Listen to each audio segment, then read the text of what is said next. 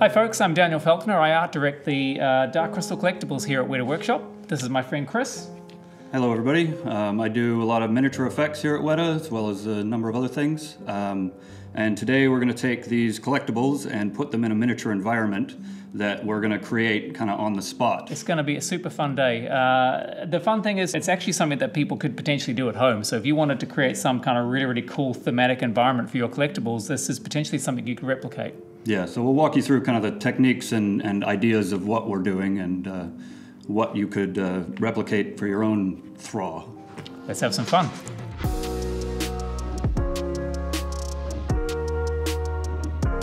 This is the beginnings of our set. Yeah, we're going to make a scene based in the Endless Forest. All we've done to bulk out this and make these platforms stable enough to put the collectibles on is just some janky little cardboard boxes. We've taped them to the table, that way when we decide to move stuff around, these are more or less established. All these hard edges we'll want to break up, so Daniel's got some of this incredibly gorgeous, really aggressive bark texture that will work for our rock texture. That will be the cliff faces, that is the back of the sets for our Thraw forest.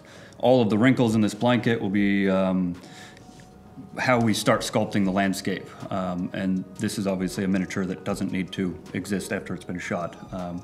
But normally you could glue all this stuff down and make it permanent. Yeah. But this is really good for just fun shooting and really adaptable sets, because all of our ground dressing is going to be movable as well.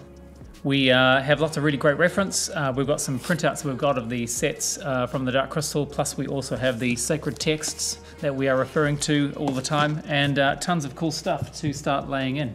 The way I look at dressing sets is by age, and this isn't necessarily like who's putting it in, because you're timeless, of course. But it's what's been there the longest. Obviously the rock's been there the longest, so I think we'll kind of set into the rock and then maybe bring some of the collectibles in and figure out a general layout, fly those back out, put all those big things in, and then just ground dress. We've used this stuff over and over and over again, so it's got layers and layers of plants and bushes and everything already on it, with pillow stuffing out the back. And most of this is like model railway flocking that's been glued down and painted and covered in mulch and things, and just creates really elaborate ground dressing that we then go and dress away all the edges that aren't working for us. If you didn't have anything like this, it's literally just pulling moss out of the garden and stuff like that, lichen, that sort of thing would probably work quite well for people as well if they wanted to try something like this at home.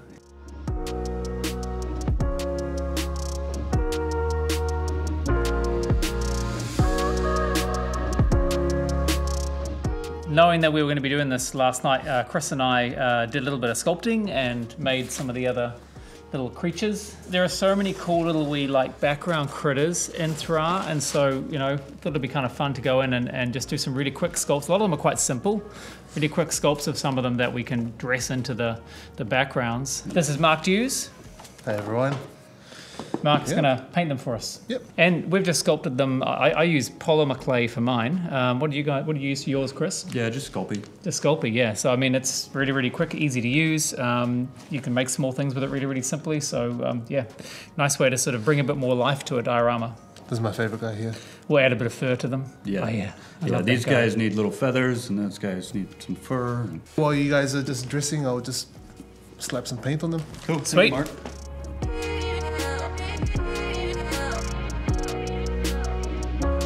There's this really cool stump of a tree covered in fungi, and it features in a few of the shots in the Age of Resistance show.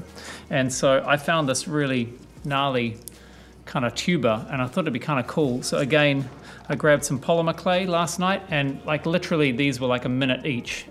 Basically all I need to do was just make a little moon-shaped half circle, and then I just went in and scored them and squeezed it so they're a bit thinner on the outside than they were in the middle. And that basically I'm going to glue on to that. But first we'll give it a bit of a paint wash so they feel a little bit more natural and not so bright. Make them feel a bit more like they're part of the environment. But I've got a whole tub full of them, and we'll just cover this thing in it so it looks kind of like that.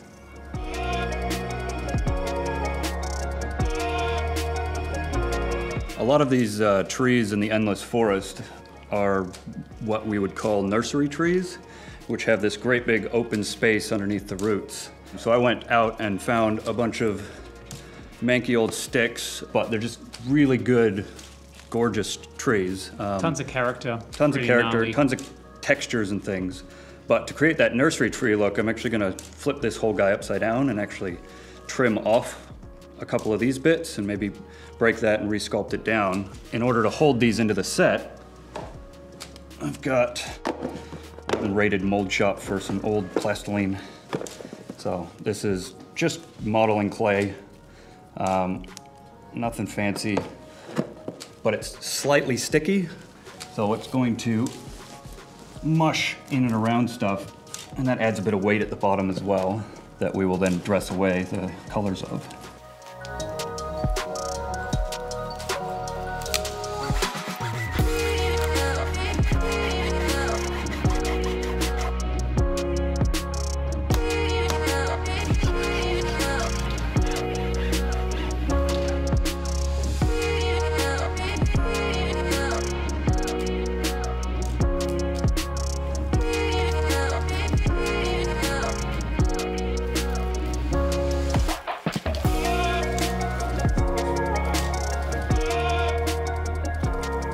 You may have noticed a problem with this tree, and that root doesn't touch the ground.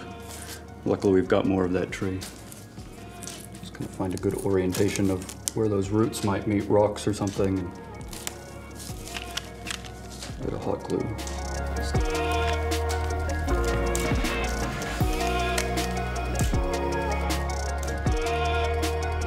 I've got this little high-tech paint setup around the back of the dressing. Got this little spritzer bottle mixed up with acrylic paint. We're just gonna quickly do that. This is how we paint things. Just gonna give them a quick wash and give them that brown base. Make sure all that stuff gets into all the detail that was sculpted by Chris, Cassie, and Dan last night.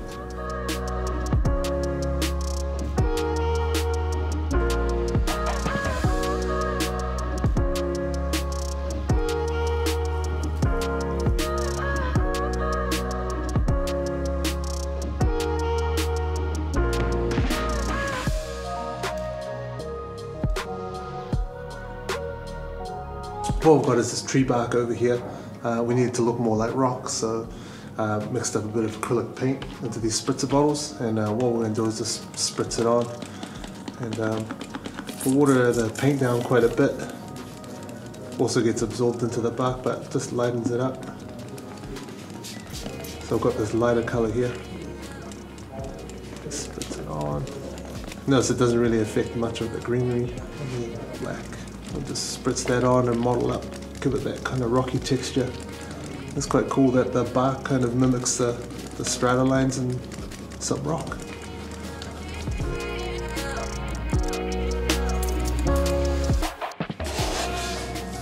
I don't have the exact right ground dressing, but this iron sand is actually really good because it paints kind of well. We'll get some vermiculite after this, but what's nice about just using a massive amount of sand is that it's self-leveling.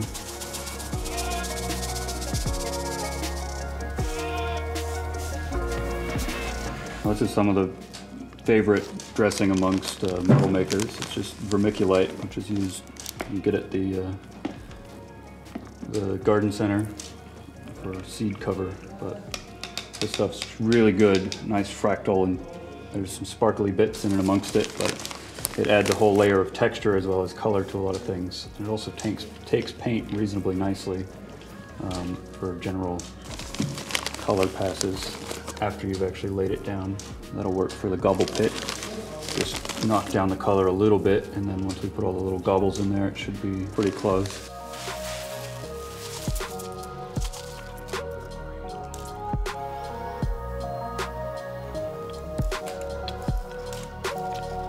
Every kitchen has that tea that was bought and nobody likes, right? So that's the kind of stuff that is fantastic for dressing in as like forest floor litter. Can you do that salt by thing? You should get some sunglasses. Nice. These are the vines that I made up yesterday. They're cool. And these are really simple to do. You can get them quite complex looking like this as well. And all this is some yarn. This stuff changes from like a teal to a green down to a brown. And I use the entire spool of it to make all of these vines, but having a base color underneath it is great because they won't all look the same. Like this looks quite nutty, but all you do is cover it in spray adhesive, wearing a mask in a ventilated area because it's bad. And then you grab some of the green flocking, and then you just kind of fluff it around like that. And everywhere that has the spray adhesive on it picks up this flocking, and it's really delicate look. And you can kind of squish it together and pull out bits and pieces here, and it just creates this beautiful vine work. And my friend Grace kind of developed this technique for our Unleashed miniature up in Auckland. These ones are quite beautiful to wrap around trees. That's there. Yeah, you can kind of hang them off little twiggy bits.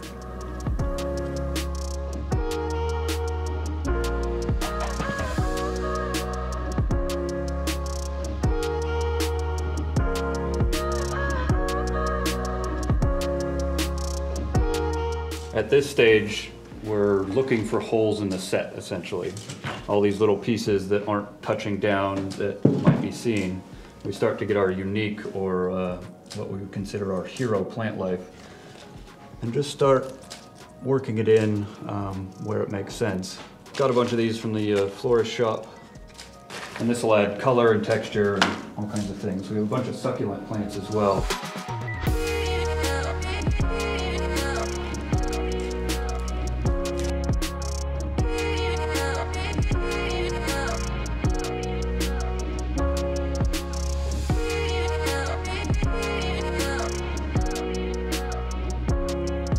So this will be the dark base that we'll then put the gobbles on. The gobbles are these little blue guys.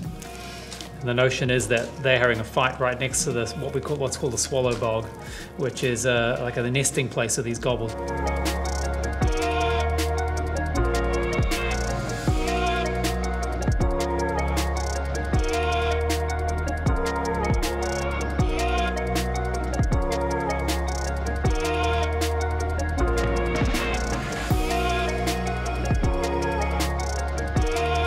So this lichen's been dyed, and you get this at model shops and stuff. This is kind of autumn colors, which is really good to break up the kind of chromatic greens. And that's where we kind of step back and make sure that we break up some of that color distance. Just some other colors. This allows you to actually see some good depth. So they're making us step away now, but we could keep going all afternoon because we're having such fun doing this. I don't know about you guys, but it's like the best afternoon I've had in weeks. Just another average day at the office, you know.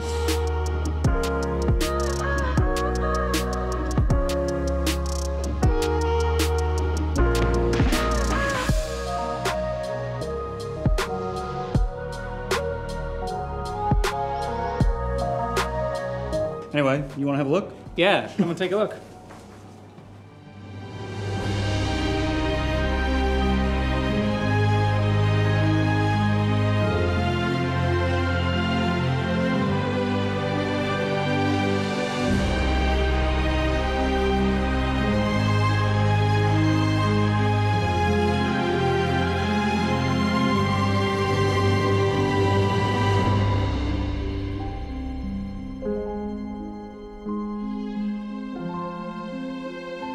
What about the fizz gig? Where's the fizz gig gonna go?